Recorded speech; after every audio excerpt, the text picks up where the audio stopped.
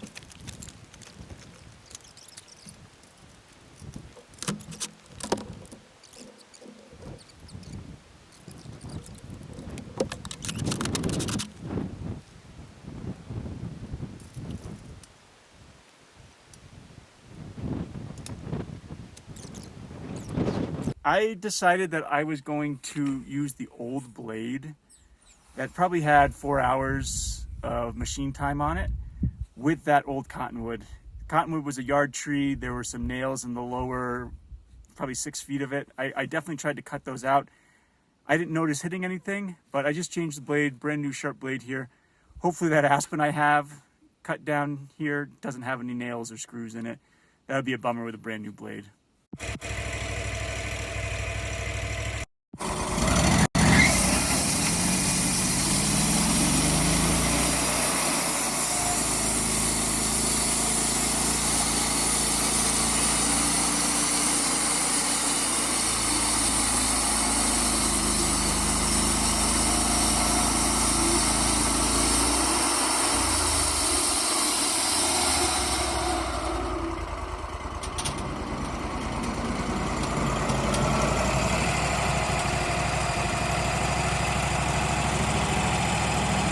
Ben was just explaining to me that as you watch the first cut, the bark actually kind of starts cupping. And he said that's just because there's so much tension in the wood.